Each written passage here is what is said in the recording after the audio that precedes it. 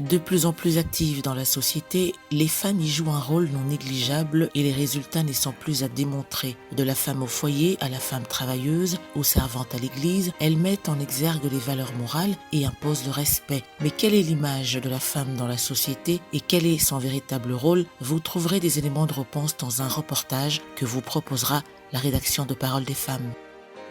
Ancienne journaliste reconvertie en servante de Dieu et en activiste sociale, Mati Pindi Egwake a une vision, celle de soulager les maux des plus démunis et de rappeler à la femme son rôle dans la société. Ainsi, à travers l'église La Montagne de Refidim, elle encadre les mamans dans le département des femmes et assiste les laissés pour compte dans sa structure dénommée Goshen. Elle nous en parlera dans la rubrique rencontre et pour terminer, nous respecterons notre tradition en ouvrant comme à l'accoutumée le portail de l'actualité de la condition des femmes dans le monde.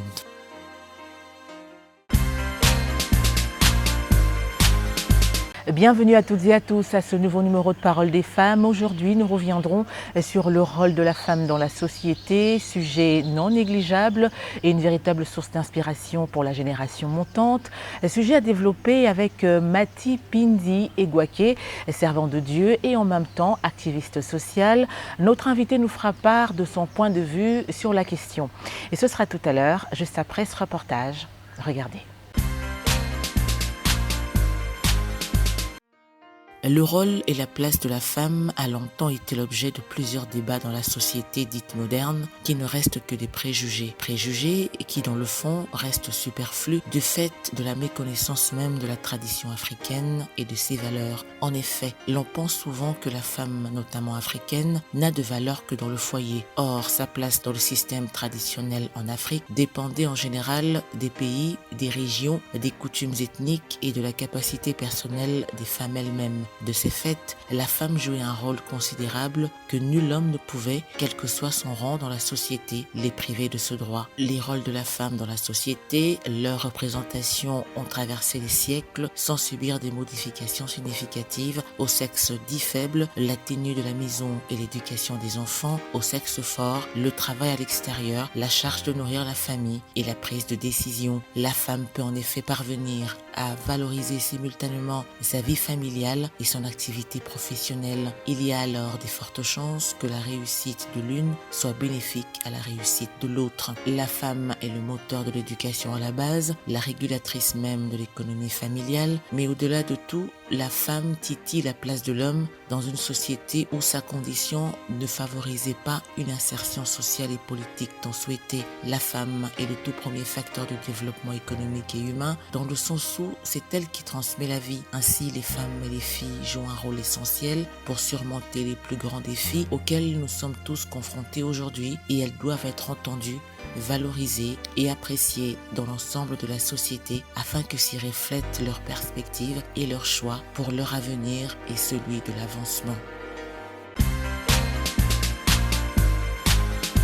Merci à vous de nous rejoindre dans la deuxième partie de ce Parole des femmes consacrée, vous le savez, à la rubrique Rencontre qui met en exergue une ou plusieurs invités. Nous avons le plaisir aujourd'hui de recevoir pour vous sur ce plateau une ancienne journaliste reconvertie en servante de Dieu et en activiste sociale. Notre invitée reviendra justement sur son point de vue, sur le rôle de la femme dans la société. Notre invitée, c'est Mati Pindi Egwake. Bonjour madame. Bonjour Nancy. Et bienvenue sur ce plateau de Parole des femmes. Ok, merci pour l'honneur que vous m'avez fait cet après-midi de répondre à l'invitation. Comment allez-vous? Je vais bien par la grâce de Dieu. Et comme nous l'avions dit, avec vous donc nous reparlerons, parce que c'est un sujet important, nous reparlerons du rôle de la femme dans la société, n'est-ce pas?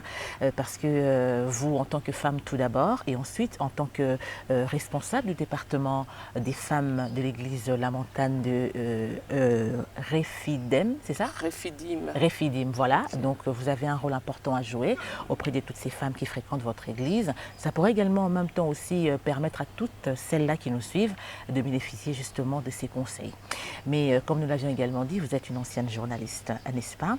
Alors, pour revisiter un tout petit peu votre parcours, ancienne journaliste certes, mais qu'est-ce qui a occasionné ce changement, ce rebondissement, ancienne journaliste devenue aujourd'hui servante de Dieu ainsi qu'activiste sociale? Moi, je dis qu'il n'y a pas un changement total. C'est juste une petite rebondissement. Parce que tout service est d'abord pour Dieu. Amen. Donc, la Bible dit dans Colossiens 3, 17, tout ce que vous faites, que ce soit en parole ou en œuvre, faites-le très bien au nom de notre Seigneur Jésus-Christ. Comme ce que vous êtes en train de faire là, vous le faites aussi pour Dieu. Donc, il y a juste un petit rebondissement. Mais au niveau de l'Église, c'est plus un engagement que j'ai eu à communiquer de la part du Seigneur, à donner le message de la part de notre Seigneur Jésus-Christ. C'est juste un petit rebondissement. Et le journalisme, ça ne vous manque plus parce que vous n'êtes plus active dans ce métier-là? Oui, je ne l'exerce plus pendant un bon moment. C'est depuis, je crois, 2011 que je ne suis plus au plateau, que je ne me retrouve plus au reportage. Mais ça ne vous manque pas? Un peu oui, l'ambiance, le mouvement, de fois oui, mais je peux dire oui et non. Le journalisme, comme on a appris à l'école, c'est à la fois un métier, un art et une profession. Donc on peut ne pas l'exercer, mais en moi, on sent qu'il y a cette... ça coule un peu dans le sang, c'est quelque chose d'inné au fait. Comme je dis que c'est un art, vous sentez que des fois quand je prêche à l'église, les gens au fait font une différence entre moi et d'autres prédicateurs ou prédicatrices. Quand je prêche, vous sentez qu'il y a le sens de communiquer. Voilà, l'aura journalistique est resté en moi. Comme je dis, je le répète, c'est un art, un métier et une profession. Je regrette peut-être l'ambiance là, d'être sur le terrain ou d'être dans un plateau de télévision et tout. Des fois, quand vous passez en route, on vous reconnaît. Mais aussi, quand nous prêchons, on nous suit quand même à la télé.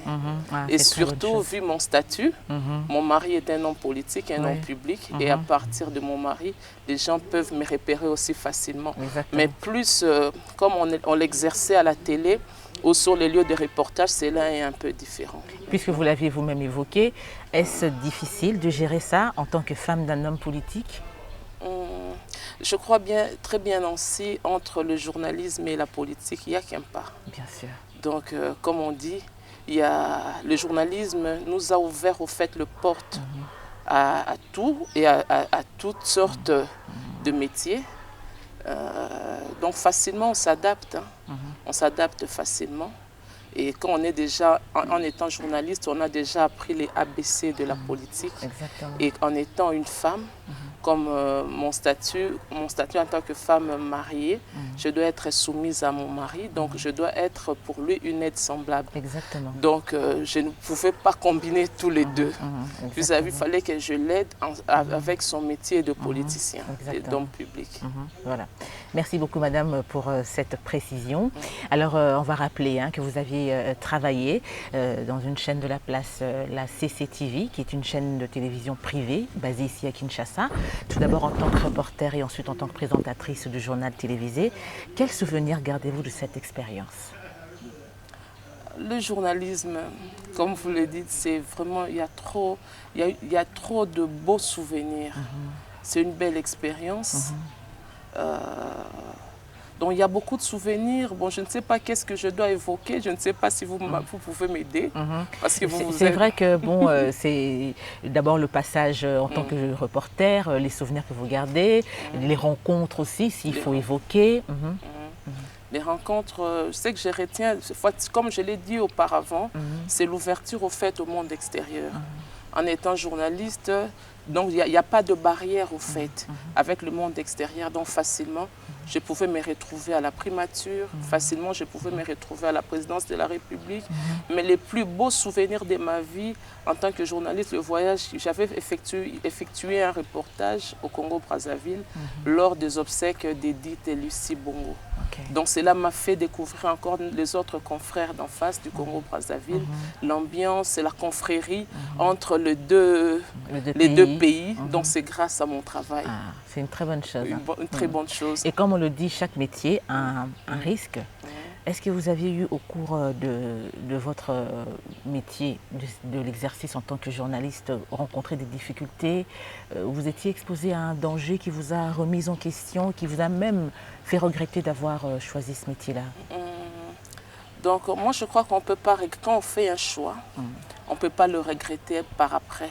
C'est-à-dire on doit s'assumer, on doit tenir le taureau par les cornes. C'est-à-dire quand vous êtes journaliste, c'est un métier à risque, oui. Parce qu'aujourd'hui, il y a de nos confrères qui vont à l'Ukraine aussi. Oui, bien sûr. Ils vont à l'Ukraine avec des bombes, avec des missiles. Avec autant de risques. Mais avec autant de risques, ils sont là. Donc quand vous embrassez un métier, vous faites un choix. Donc comme on dit bibliquement, quand vous mettez votre main à la charrue, il ne faut plus regarder en arrière. Donc il y a beaucoup de risques. C'est que moi, j'ai retenu, donc c'est un peu banal, en 2005, à l'époque où on disait qu'il y avait fin des institutions. L'UDPS n'était pas dans la course du pouvoir. Je me réveille, là j'étais encore dans la maison familiale, je n'étais pas encore mariée, il fallait que j'aille. C'était ces jours-là, on m'avait mis au journal télévisé à 13 h. Et alors, il y avait pas, on ne voulait pas voir un taxi, et à l'époque, il n'y avait même pas de taxi moto. Il fallait attendre, j'ai fait quand même le pied jusqu'à Limité 16e rue, parce que j'étais à Matete, j'ai fait le pied jusqu'à Limité 16e. Et de là, on a faufilé, on a pris un taxi-bus. Et en arrivant vers 7e rue, il y a des militants qui disent « Mais vous avez empêché de sortir, on prend une grosse pierre. Juste sur la parabrise du taxi où j'étais. Donc c'était vraiment par la grâce de Dieu. Je me suis dit « Seigneur ». Vous avez paniqué, Oui, j'ai paniqué. Je m'étais dit vraiment c'était la fin. Mais après le vitre cassé, j'ai quand même fait mon route. Je n'ai pas renoncé. Quel courage. Donc là, c'est la passion du journalisme. Je suis partie présenter mon journal télévisé des 13 h. Je me rappelle à l'époque, j'ai reçu des invités sur le plateau. J'ai reçu, il y avait l'honorable Yves Kissombe. L'honorable Yves Kissombe, monsieur, je crois, Moukoulou-Mania du PPRD. Donc c'était vraiment un plateau chaud, j'étais obligée d'y aller. Donc c'est juste ça, un peu le risque que j'ai eu. Exactement, nous comprenons. Donc c'est toujours là, ça me marque toujours. Donc, au lieu d'avoir peur, ça vous a motivé. Ça m'a motivé d'y aller et de faire mon travail. Donc si nous comprenons très bien, madame, un journaliste doit avoir beaucoup plus de la motivation. De la motivation. Les risques peuvent servir de motivation pour aller plus loin. Tu sais, Nancy, cette motivation vient du fait que vous devez aimer ce que vous faites. Exactement. Moi, ce travail, je l'ai aimé dès le bas âge. Je voulais communiquer, je voulais passer le message. Donc j'admirais mes aînés, les consoeurs qui passaient à l'époque à la télé. J'aimais comment ils faisaient leur métier. Alors je me disais, dès le bas âge, je me disais que moi, je vais être journaliste. En fait, j'avais deux options. Je disais, soit je dois faire le droit, soit je dois faire le journalisme. Et alors, je ne pouvais pas échapper entre les deux. Entre les deux, oui. Ouais. Et même dans ce que vous faites actuellement, prêcher, c'est toujours communiquer, c'est toujours parler. C'est pour cela que j'ai dit au début qu'il y a plus un rebondissement, il n'y a pas une reconversion. Nous comprenons mieux maintenant. Journaliste un jour, journaliste toujours. C'est vrai, même si vous ne l'exercez plus activement comme avant, vous restez quand même en alerte par rapport à ce qui se passe, parce que quand vous regardez la télévision, vous jugez autrement, parce que vous êtes du métier. Quel jugement portez-vous par rapport à l'engagement de la femme dans ce métier ici au Congo? La femme dans le métier de journalisme au Congo, moi je pense que notre législateur et l'État congolais doit donner plus du poids à la femme. Parce que la femme affronte un métier qui est vraiment un métier à risque, comme je viens de vous le dire tout à l'heure, de mettre un peu la femme dans de bonnes conditions pour la permettre de mieux faire son métier. C'est pas que quand vous voyez une femme journaliste, vous vous dites que c'est une femme légère et tout, que notre société enlève cette vision-là de voir la femme dans le métier de journalisme. Parce que la Bible nous dit qu'il n'y a pas de différence entre hommes et femmes. Donc la femme journaliste, elle est comme un homme. Je me rappelle en première année graduat, le professeur Moussoko Abombe, si je peux le saluer en passant, mon professeur de la RTV, qui disait toujours que le journaliste n'est ni homme ni femme, il reste journaliste. Donc les gens dans notre société et les législateurs doivent comprendre ça comme tel, mais ils doivent aussi donner un peu de valorisation à la femme. Exactement. Et le législateur doit arranger un peu certaines conditions liées à la femme dans le travail de journaliste. Raison pour laquelle l'UCOFEM lutte pour que les femmes journalistes puissent avoir un poste de décision dans chaque maison de presse.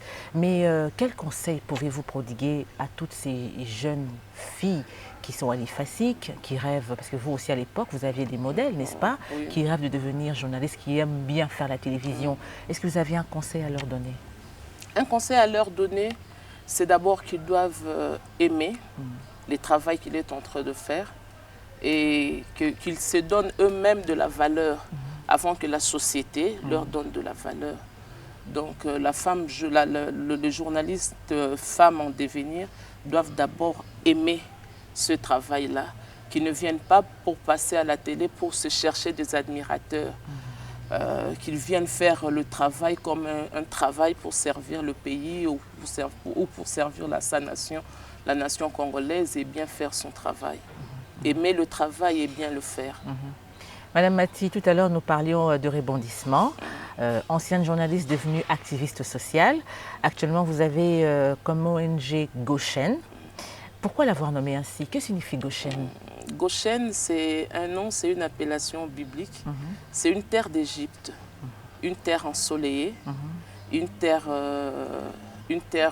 herbeuse. Donc c'est un peu là où il y a du vert pâturage. Vous savez, quand les enfants d'Israël, ceux qui étaient en Égypte, étaient là, je crois, la terre où habitait Joseph. Cette terre-là, c'était comme une terre mise à part, comme on peut dire. Certains fléaux ne pouvaient pas arriver sur Goshen. Donc c'est une terre où il y a du vert pâturage. C'est en quelque sorte une ONG à caractère caricatif, d'où nous donnons de l'espoir à ceux qui n'ont pas d'espoir, aux orphelins et aux veuves, leur soutenir par nos moyens. Parce que la Bible dit qu'une foi sans les œuvres est une foi morte. Donc quand vous venez, il faut leur donner de l'espoir. Je vais vous donner un exemple. Un jour, nous avons visité, en fait, j'ai reçu chez moi quelques femmes désœuvrées, quelques femmes qui restent vers Mopono. Et alors on les a reçues à la maison. Ils étaient, je crois, une trentaine ou une cinquantaine de femmes. Et alors en tout cas, on a essayé de donner ce qu'on pouvait. On a donné à une maman qui pouvait faire ce commerce. On n'a donné que $50. La maman a pleuré. C'était une fortune pour elle. Elle s'est dit, depuis que je suis née, c'est pour la première fois que je touche ces montants. Donc, et avec Goshen, nous nous disons que ces genres de femmes, des gens qui traversent cette situation, nous pouvons leur amener de l'espoir. Nous pouvons ajouter, mais pas totalement, nous pouvons ajouter un plus, leur donner de l'espoir, voir qu'elles voient un peu du soleil là où... En fait, vous soulagez leurs maux. Leurs mots, oui, voilà. Vous soulagez leurs mots. Mais à combien sont ces personnes? Parce qu'il n'y a pas que les veuves, il y a aussi les orphelins. Les orphelins. On dit que ce sont de personnes désœuvrées, de personnes qui souffrent. Ils sont en nombre, mais on n'a pas encore essayé de cibler au fait. Nous faisons selon ce que l'esprit, quand l'esprit nous conduit. Exactement. De ce que nous pouvons faire selon la volonté de Dieu, nous allons et nous apportons le vivre. C'est que nous apportons l'aide et nous apportons aussi la parole de Dieu et la prière pour le soulager un peu. Alors, quelle relation vous avez, vous, avec toutes ces personnes que vous encadrez? Elles savent que nous sommes de personnes sociales et bon, nous continuons toujours à leur rendre visite quand il y a de petits besoins qui se manifestent à leur niveau. Au cas où ils ont de deuil et tout, nous soutenons. Donc à la population qui est enclavée aussi, nous apportons de petites solutions. Ce n'est pas parce que nous en avons plus, c'est parce que Dieu nous demande de le faire. Il faut aider ceux qui en manquent. C'est simple. Absolument, oui. Et quel sens donnez-vous à cet engagement humanitaire? Déjà, quand vous parlez de Goshen, cette inspiration, ça vient de la Bible, apporter le sourire, soulager les maux, donner de l'espoir à tous ceux qui se sentaient perdus. Quel sens donnez-vous à cet engagement humanitaire? Moi, je crois que quand vous servez l'être humain, vous servez Dieu. C'est une façon, au fait, quand je vais revenir pour parler de mon engagement personnel à l'Église, je disais que la femme, elle est appelée à servir. C'est-à-dire à servir d'abord à tous les niveaux. Vous savez, dans la Bible, quand le Christ raconte la femme samaritaine, il dit à la femme samaritaine, c'était dans le puits, il y avait le puits de Jacob à l'époque, mais le Christ a dit à la femme samaritaine, sers-moi de l'eau. Donc le Christ, c'est ce qu'il attendait à la femme. Servir. C'est le servir d'abord. Donc le premier rôle de la femme dans la société, ça j'interpelle toutes les femmes en général et la femme congolaise, c'est d'abord de servir Dieu, de servir sa nation et de servir sa famille et la société. On en reparlera tout à l'heure puisqu'on doit en parler un peu plus largement. C'est vrai que dans Goshen, vous avez organisé beaucoup d'activités depuis sa création jusqu'à ce jour. Mais quelles sont les activités qui vous ont le plus marqué ou qui a le plus marqué la présence de Goshen qui actuellement n'est qu'à Kinshasa avec bien sûr des projets pour s'étendre sur toute l'étendue de la RDC? Ce qui m'a plus marqué, c'est un jour, nous sommes allés prier et donner de vivres à l'hôpital Mama Yemo, au pavillon 5. Au pavillon 5, hein, si je ne me trompe pas. L'hôpital de référence Mama Yemo. L'hôpital de référence, oui, de Kinshasa. Nous sommes allés avec le vivre et nous sommes allés avec la prière. Vous sentez qu'il y avait le malade qui était là, qui ont trouvé vraiment en eux un réconfort. Donc, moi, ça m'avait plus marqué. Quand vous allez, les gens ne s'intéressent même pas de ce que vous pouvez amener pour eux. Donc, les gens avaient plus besoin de la prière. Donc, c'est ça qui m'avait beaucoup plus marqué à l'hôpital de référence. Vous savez, quelqu'un qui est alité, qui ne sait même pas s'élever, et vous l'amenez, elle est prête à prier avec vous. Et j'ai vu même un musulman. Il me dit qu'il est musulman, mais il voulait la prière. Donc c'est un peu ça qui m'a attiré, surtout vers les choses de Dieu, vers mon engagement à servir Dieu. Et quels sont les projets de Goshen, les projets à court terme? Le projet à court terme, nous prévoyons, bientôt là c'est la Pâque, au mois de Pâques, qui est une grande fête pour nous les chrétiens. Nous allons aller visiter quelques orphelinats sur place à Kinshasa. D'ailleurs, j'aimerais bien que votre équipe soit aussi de la partie. Nous y serons, bien sûr. Merci pour l'invitation. Nous allons visiter quelques orphelinats parce que c'est ce que Dieu, c'est un engagement, en fait, c'est ce que Dieu nous demande de faire. Donc, nous allons visiter quelques orphelinats de la capitale et si Dieu nous prête main forte, nous allons aller jusqu'aux hospices de vieillards pour essayer de donner quelques vivres. Sinon, c'est le moyen que Dieu va nous donner. En parlant des moyens, Madame Mati Pindi Egwake, qui sont vos partenaires? D'où proviennent tous ces financements pour aider toutes ces personnes? La ville est grande, mais comment faites-vous? Comment êtes-vous organisé? Mon partenaire principal, c'est Dieu. Amen. C'est lui notre partenaire principal. Il me bénit soit à travers mon mari, soit à travers... Moi, je pense que nous devons croire au miracle. Et la manne existe jusqu'à ce jour. Il faut y croire. Je peux me réveiller un jour, je n'ai rien. Et vers 12 heures, il y a quelqu'un qui m'appelle, peut-être par mon mari, et nous envoie quelque chose. Donc le peu que nous avons, nous le partageons aussi avec les autres. Amen, amen. C'est vrai, tout au long de cette interview, vous ne cessez de parler de Dieu. Et lorsque vous parlez de Dieu, on sent que vous êtes une femme spirituellement engagée. Comment aviez-vous rencontré le Seigneur? Je rencontrais le Seigneur. C'était en 1997. En 1997, j'avais pris l'engagement de donner ma vie à Christ, mais j'ai commencé à servir Dieu.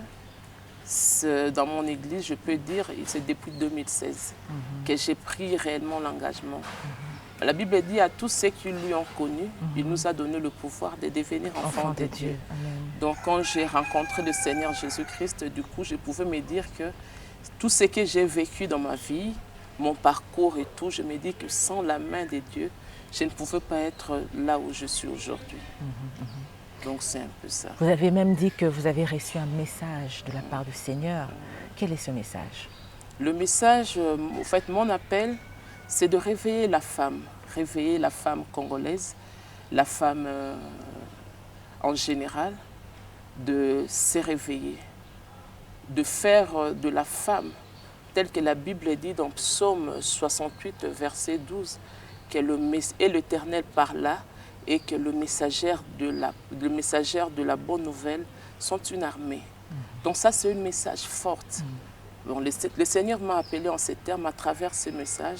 Nous voudrons un peu réveiller les femmes, réveiller la femme congolaise en général, de la pousser à servir le Seigneur, de la pousser à servir sa nation, de la pousser à se mettre, de prendre la place d'avant-gardiste au fait pour son pays, pour sa maison et pour la société.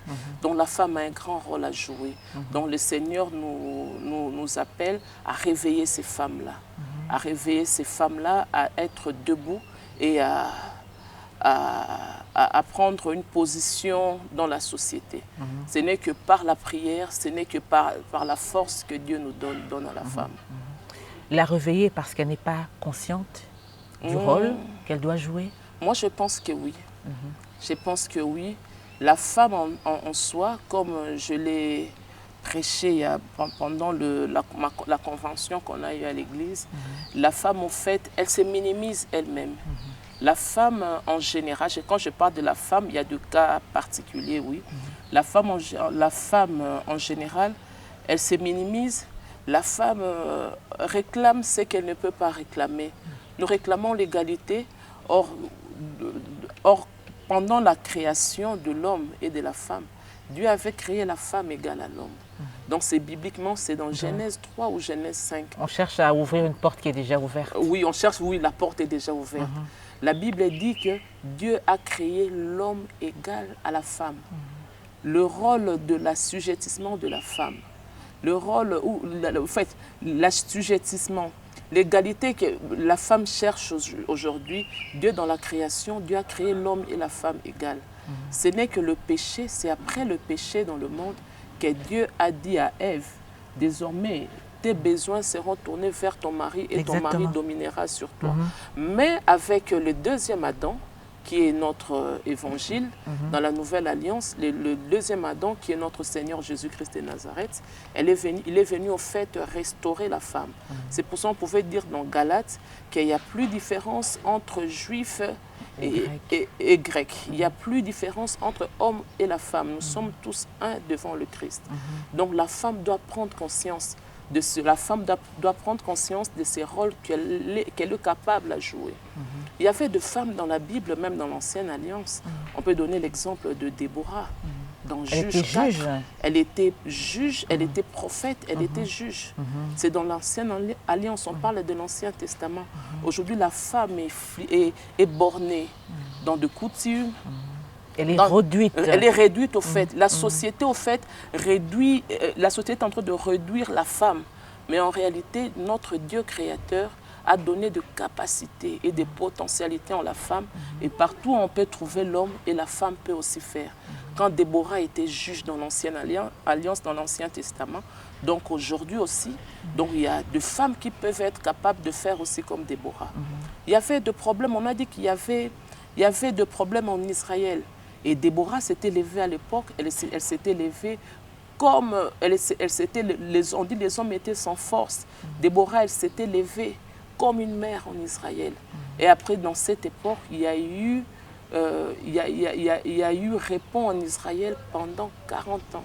C'était grâce à une femme. Donc notre Dieu a donné la valeur à la femme. Exactement. La femme congolaise, la femme en général, doit arrêter de se minimiser, de prendre le devant, de juger ce qui est bon et d'aller en avant. Moi, je crois que même dans notre pays, la solution peut être trouvée aussi par la femme. Exactement. Cette femme-là chrétienne, cette femme-là croyante, qui croit en Dieu, qui croit en elle-même aussi, qu'elle est capable de faire quelque chose. Vous l'avez évoqué, la société réduit la femme à sa plus simple expression. Vous avez reçu une grande mission de la part du Seigneur. Depuis ce message jusqu'à ce jour, qu'aviez-vous pris comme initiative? Depuis ce message, en 2018, je crois 2018, nous avons organisé un séminaire biblique pendant 2 semaines où on a appelé Génération Déborah. On a appelé de femmes servantes de l'Éternel. Il y avait Maman Micheline Chabani qui sont passées à l'église pour prêcher au fait. Quand on parle de Génération Déborah, c'est une génération de victorieuses, de femmes là qui peuvent en tout cas tenir le taureau par les cornes, qui peuvent jouer pleinement leur rôle dans la société et dans le pays. Donc on a voulu au fait réveiller la femme. On a voulu au fait que la femme, conscientiser la femme, qu'elle sache ce qu'elle est et qu'elle sache quel rôle qu'elle doit jouer pour son pays. C'est un travail très dur lorsqu'on pense aux traditions. Nous sommes en Afrique, nous sommes beaucoup plus bantous, nous sommes des Congolais. Comment convaincre toutes ces personnes, notamment les hommes ou encore les femmes qui acceptent d'être esclaves de la coutume, de la tradition et qui ont du mal à accepter que la femme a des potentialités, comme vous l'aviez si bien dit? Oui, Nancy, c'est que vous êtes en train de dire que ce n'est pas facile. Ce n'est pas facile du tout. Parce que vous savez, dans le processus de changement, de la transformation de l'être humain, moi je crois que c'est un travail de l'esprit. Il n'y a que Dieu seul qui peut transformer l'homme. Et chez l'homme, ce n'est pas un travail du jour au lendemain. Donc au fur et à mesure que la personne écoute la parole de Dieu, nous les ramenons toujours à écouter la parole de Dieu. Au fur et à mesure qu'elles écoutent la parole de Dieu, et il y aura de changements, pas un changement du coup, mais de changements progressifs. Donc quand elles écoutent la parole, c'est cette parole-là qui peut changer leur vie. C'est pour cela que nous invitons toujours les femmes à prendre part à nos séminaires bibliques, à nos conventions, où nous partageons la parole de Dieu. Ce n'est que cette parole qui peut changer nos vies. Madame Mati, vous êtes servante de Dieu, on l'a dit, au sein de l'église La Montagne de Rifidim, c'est ça? Oui. Où vous vous occupez du département des femmes. Alors comment est-il organisé ce département? Ce département, c'est un département qui est au sein de notre église. Parmi d'autres départements, nous avons le département de maman qui est chapeauté par une présidente, Maman Marthe Chilumba, suivie de moi bien sûr.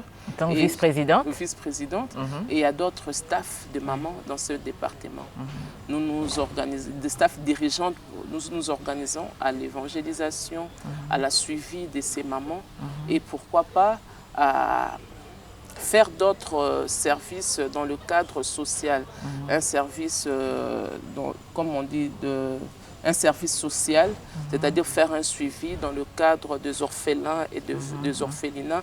Et nous le faisons, en tout cas, c'est trimestriellement. Que nous visitons les orphelins, nous allons peut-être à la prison, faire prêcher la parole et faire l'évangélisation. Et même dans les hommes des vieillards aussi, vous y allez? Oui. Une fois, nous sommes déjà allés dans notre département de maman, dans le cadre du social. Est-ce que votre département a un nom particulier? Comme femme brillante, femme excellente, femme d'impact. Comment s'appelle votre département?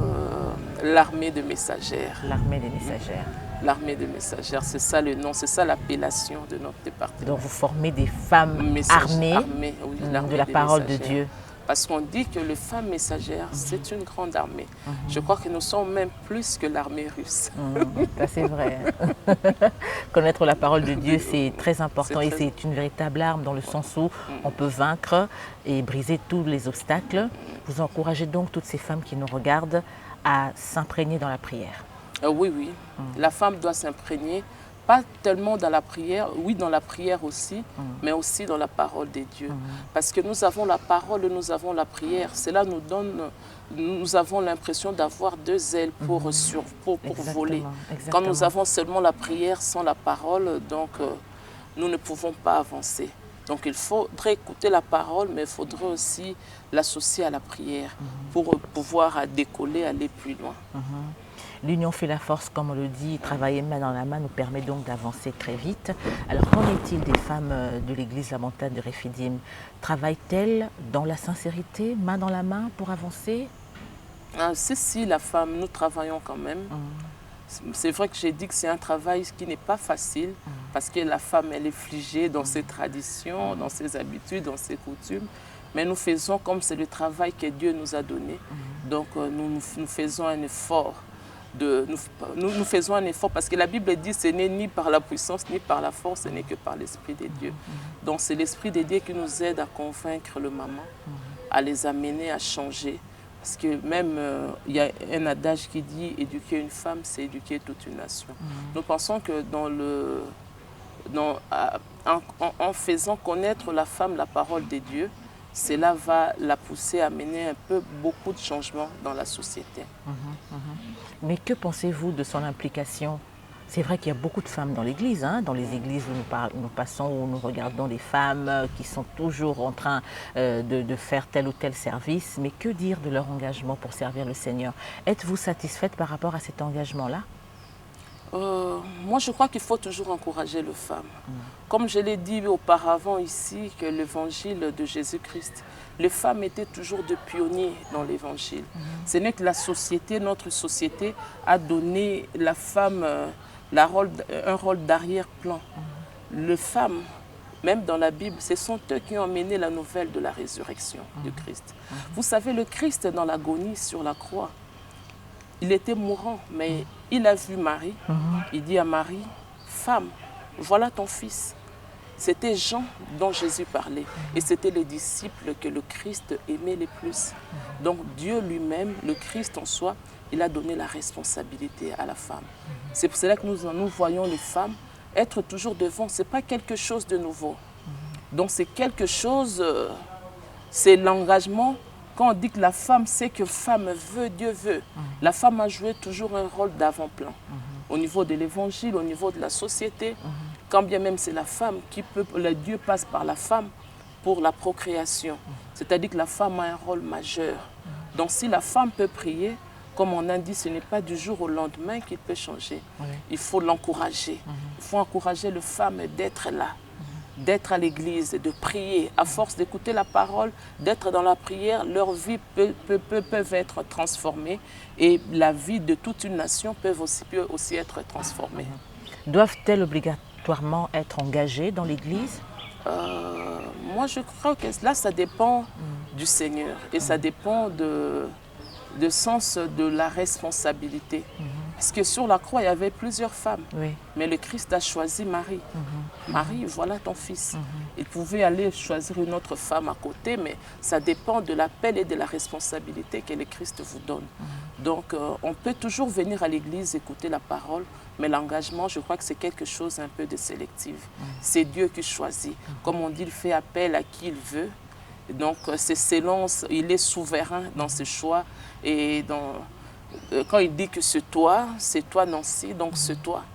Donc il sait pourquoi il choisit, il est souverain dans son appel et dans ses responsabilités qu'il nous donne.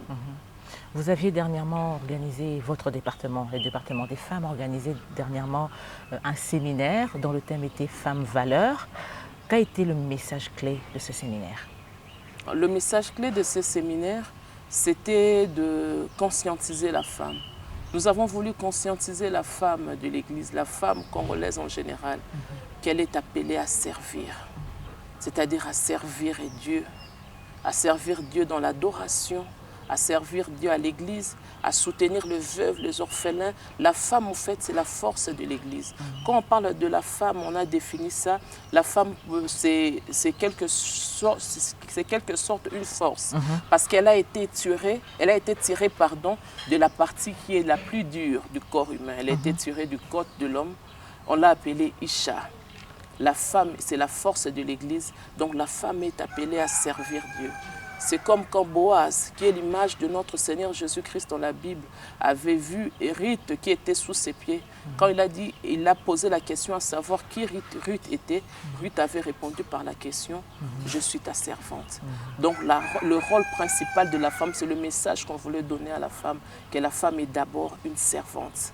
Elle est une servante de Dieu, une servante de l'Église et une servante de la société. Vous le dites, mais c'est un tout petit peu bizarre pour certaines femmes. Servir, c'est comme si elles se réduisaient elles-mêmes à néant.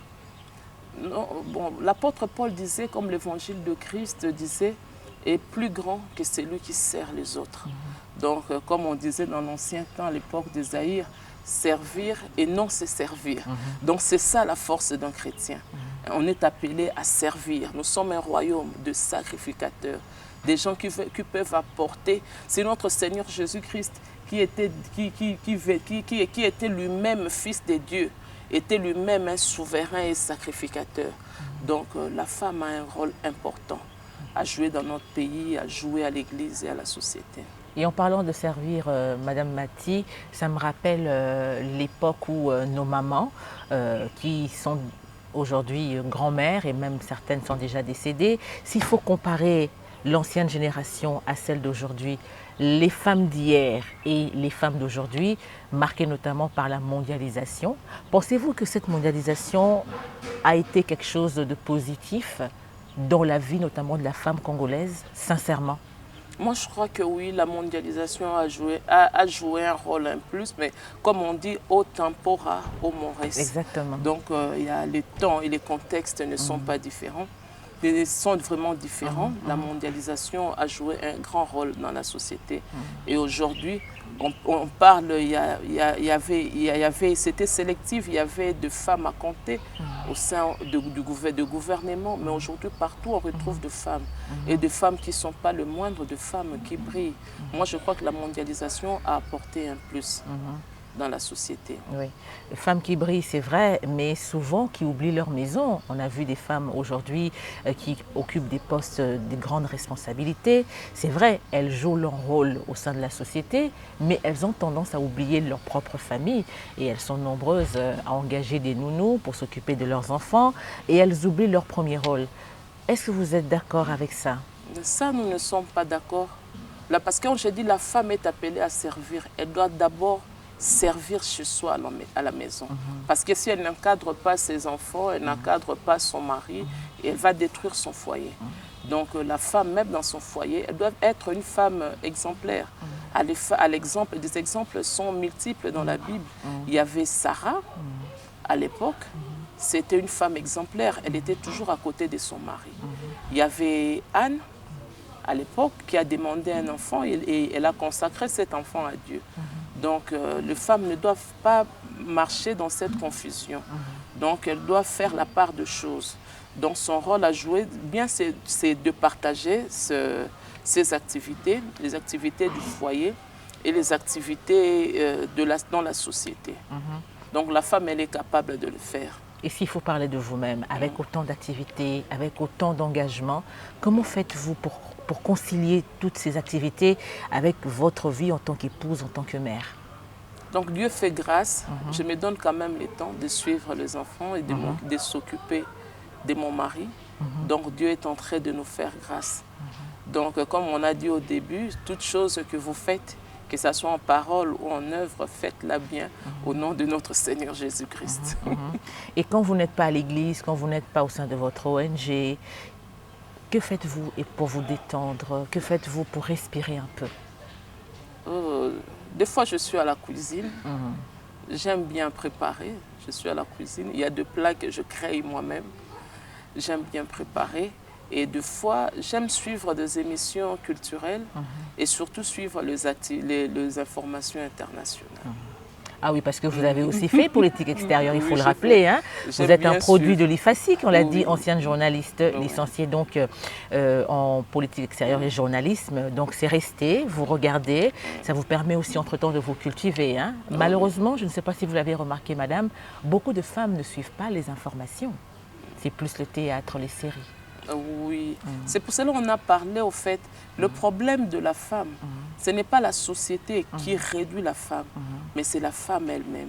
C'est pour ça dans nos séminaires, dans nos conventions, nous martelons que la femme prenne conscience de ce qu'elle est une force, qu'elle est appelée à servir.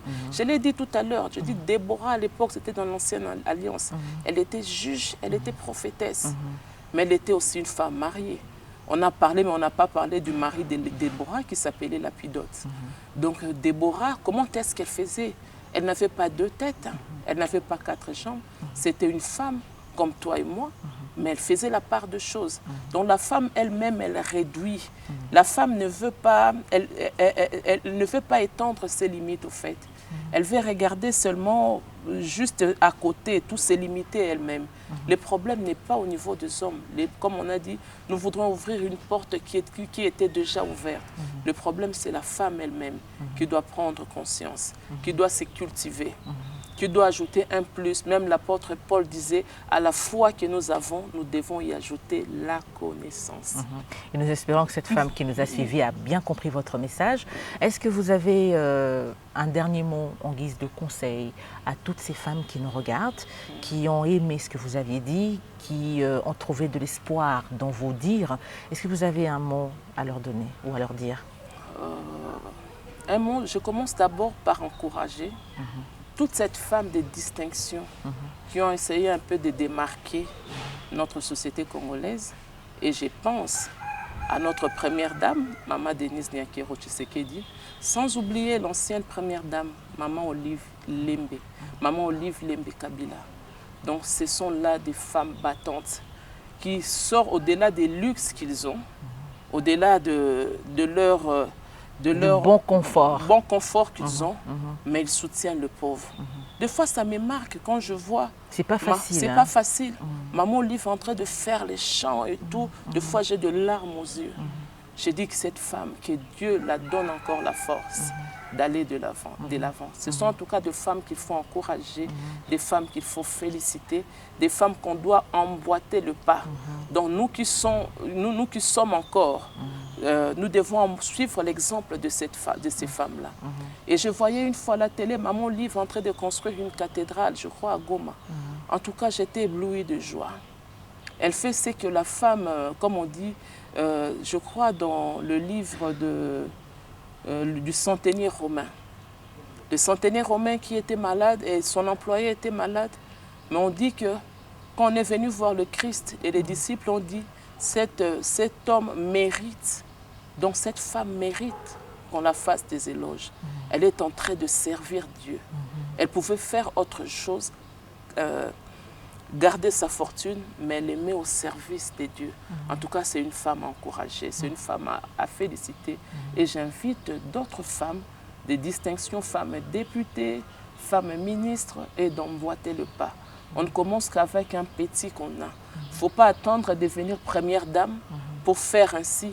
Moi, je crois qu'on le fait, ce qu'elle fait, ce n'est pas parce qu'elle a été première dame, parce qu'elle a eu beaucoup d'argent et tout. Elle le fait parce qu'elle a ces cœurs-là que Dieu l'a donné. Nous devons apprendre, c'est un engagement. Comme on a parlé du service, c'est une femme qui sert Dieu. Quelqu'un qui construit un temple pour le Seigneur. En tout cas, c'est un engagement qui sera inscrit dans les livres de souvenirs. Et Dieu se souviendra toujours de cette femme-là. Et j'encourage et j'invite toutes les autres femmes, des distinctions, femmes parlementaires, d'emboîter le pas et de faire comme les deux grandes dames que j'ai citées là-haut. Et nous vous encourageons pour cet engagement que vous avez, que ce soit à l'endroit des personnes désœuvrées ou encore au sein du département des femmes de l'Église La Montagne des Réphidim. En tout cas, bonne chance, bonne continuation et continuez à servir le Seigneur. Merci. Et continuez à encadrer toutes ces femmes à servir les autres, n'est-ce pas? Car c'est de là qu'elles vont, bien entendu, exceller et devenir des modèles, surtout pour la génération montante. Merci beaucoup, merci. Nous comptons bien le faire par l'aide du Seigneur. Ça a été un plaisir pour nous, madame, d'avoir été avec nous.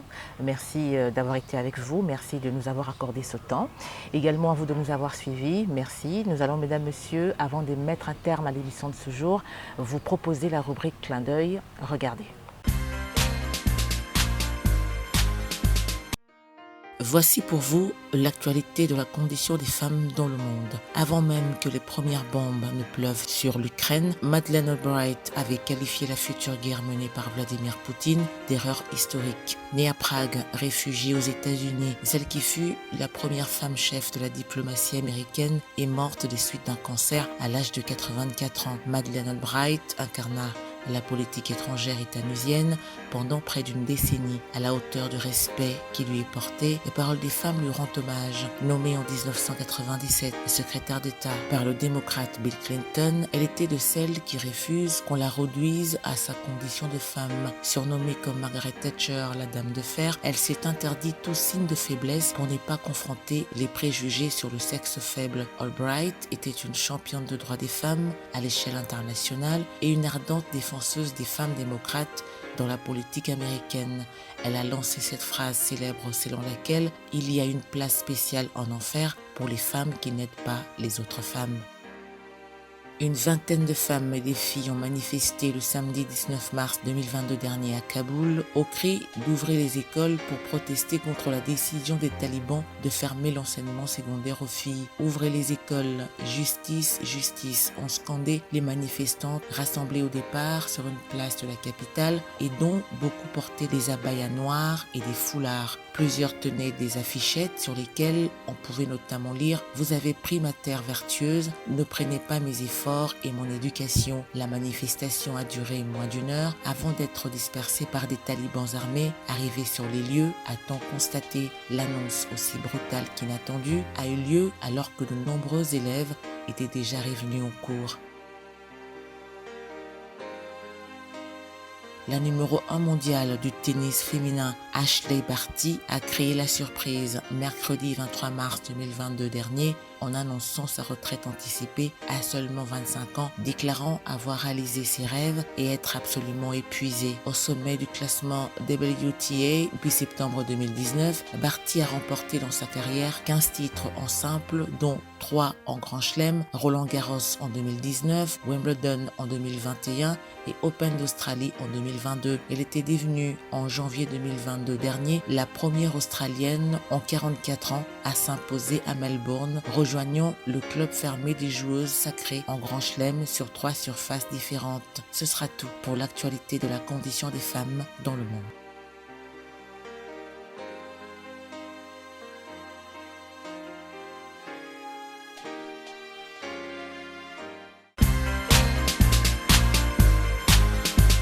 Parole des femmes, c'est terminé pour aujourd'hui. Ça a été un plaisir pour nous de vous l'avoir proposé et présenté. Et ce sera avec le même et réel plaisir que nous vous retrouverons la semaine prochaine.